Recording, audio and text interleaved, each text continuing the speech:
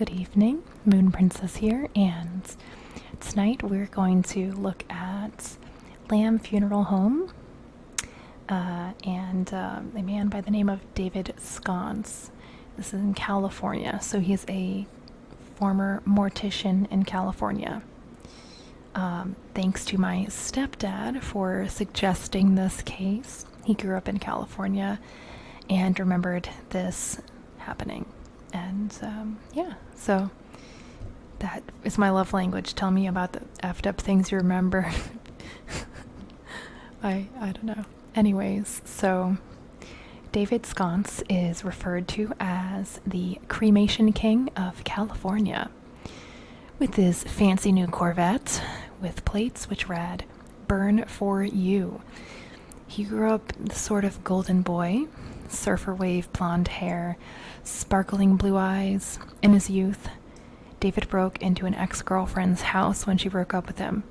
He stole their stereo equipment, though he was fortunate enough that he didn't go to jail because he returned it.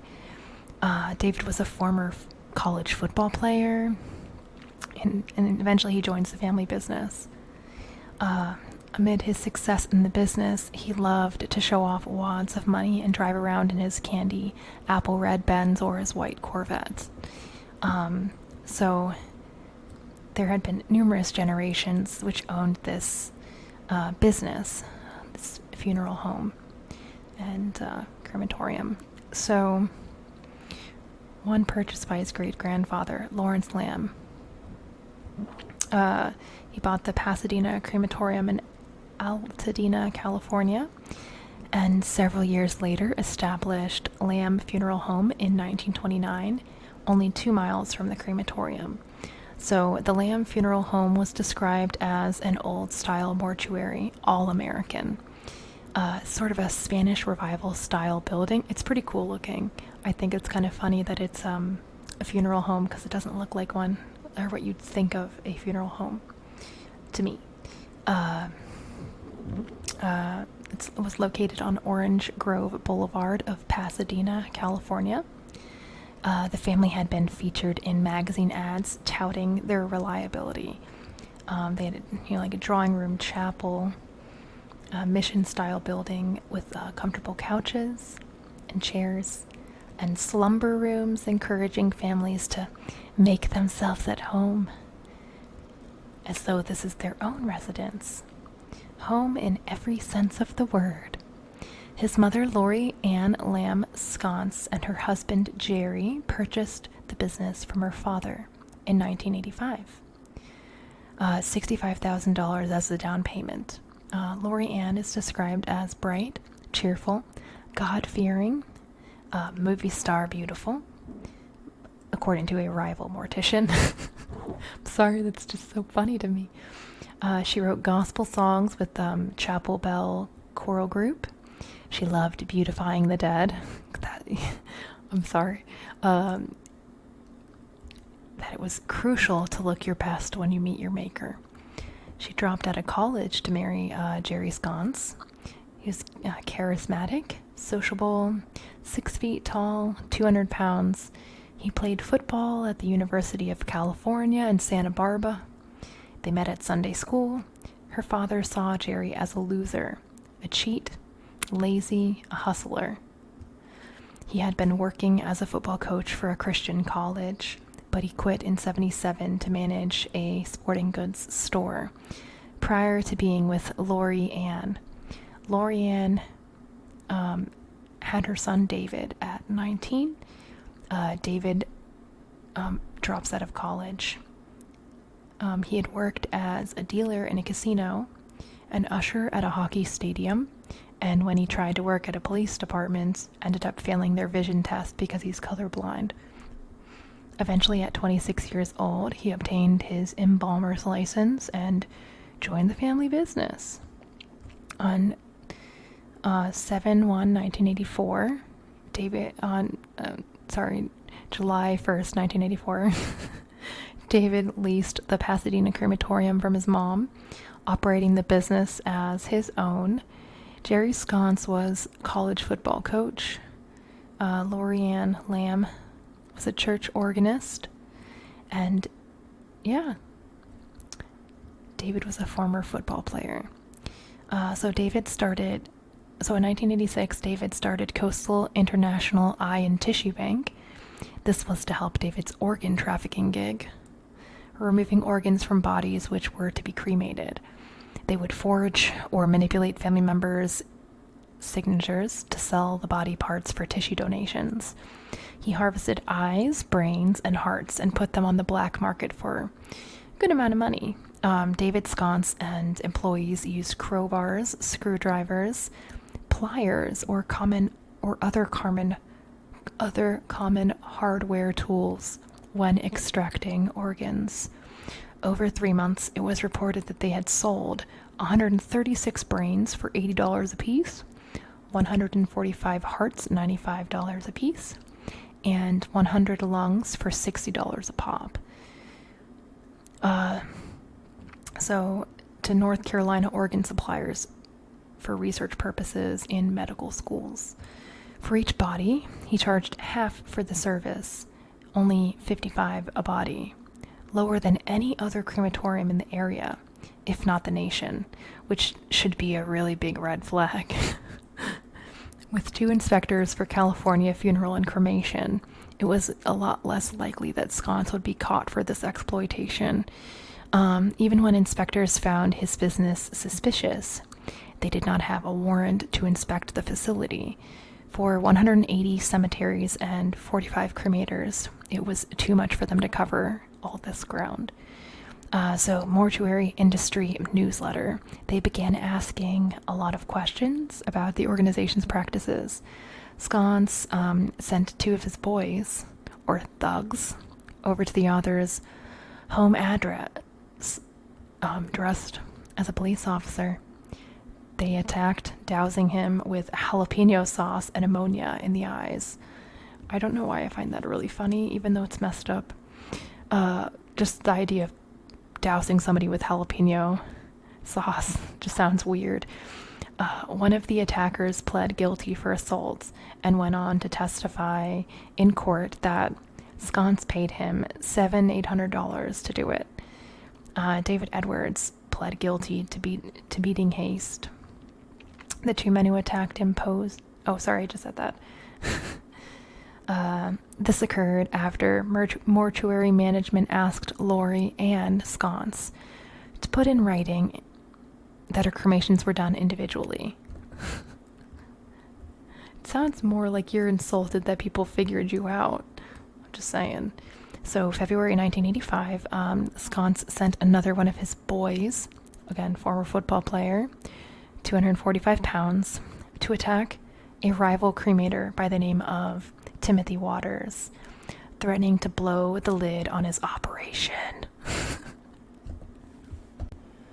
Yeah, so Timothy Waters was threatening to blow the lid on his operation. 2 months after such threats, Waters died, assumed to have been caused by a heart attack.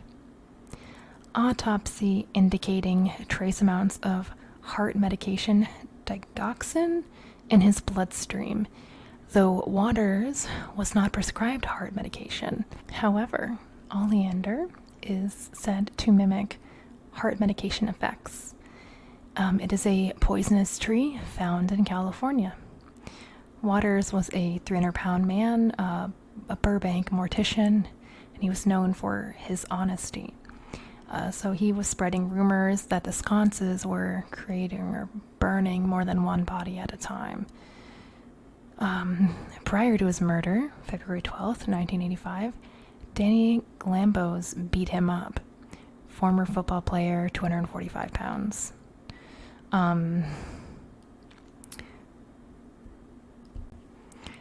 Danny carried business cards which said Big Men Unlimited.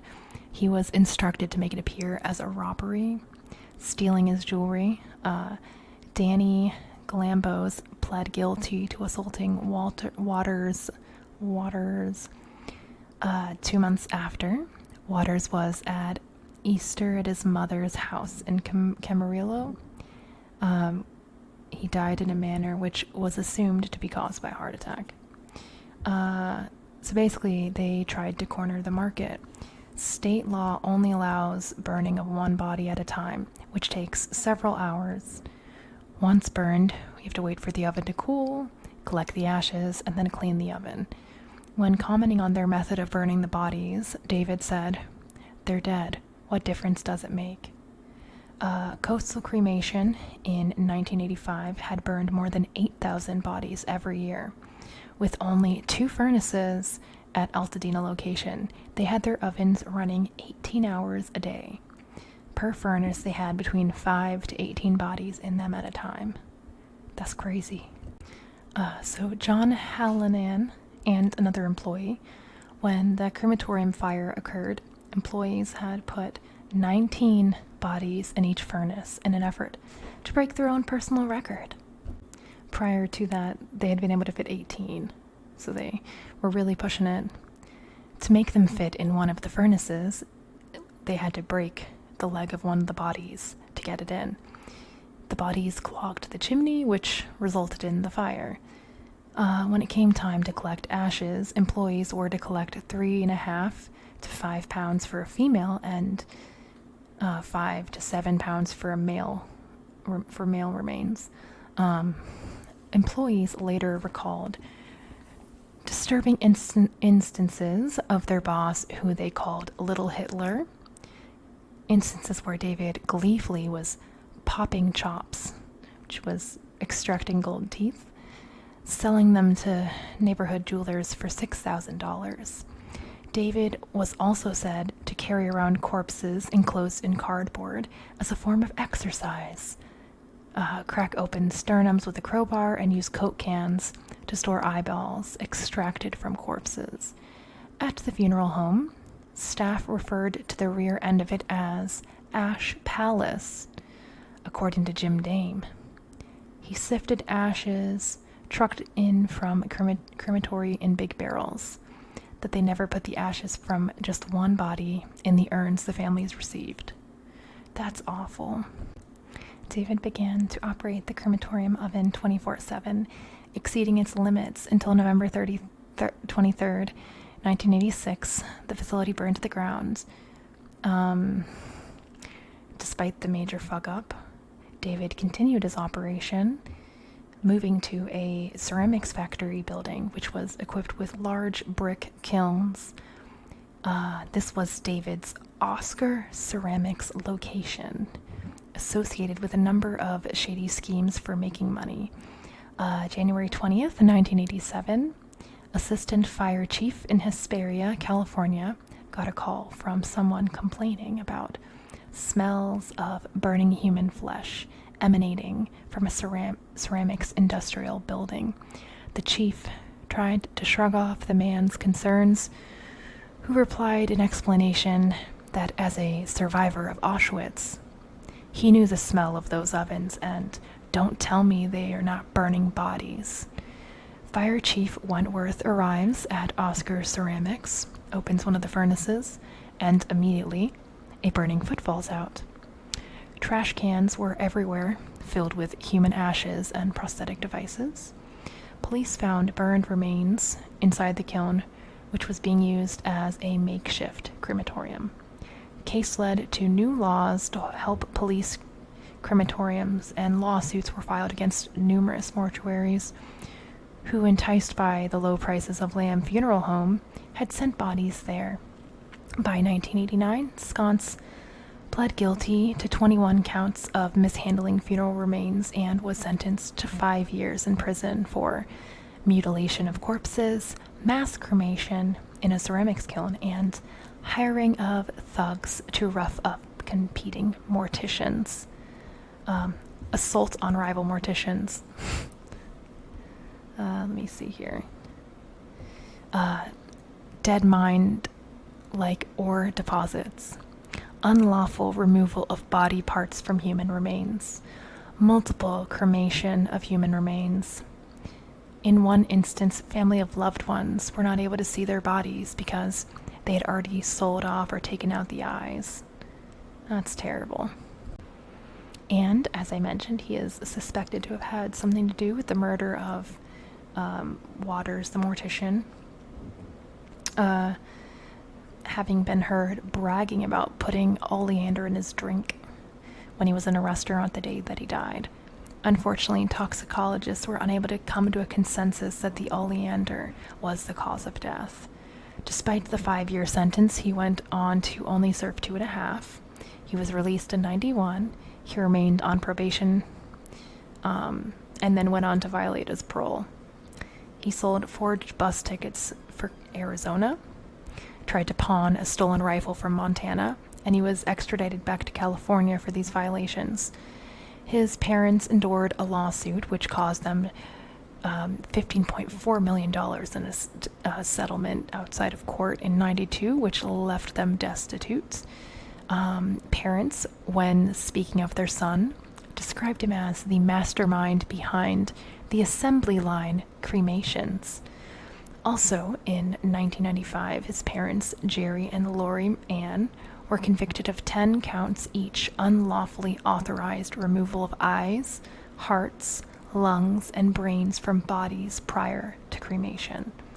Both were sentenced to 3 years and 8 months in prison. They had also faced 67 charges, one related to mass cremations, but managed to escape a lot of them and try to put as much on their son's shoulders as possible. He was accused of solicitation of the murder of Ellie Estefan, who owned the California Cremation Society. Prior to owning the business in 86, Sconce had been trying to get his hands on it. The organization had 5,000 members. The night the company was transferred to Estefan, break-ins occurred in his office. The former owner, Frank Strunk, chased them off, threatening about having a gun. David described the funeral industry as most infighting, backbiting, rumor-spreading, lecherous, treacherous people you'd ever want to meet in your life. I actually really like that quote. 20% of them.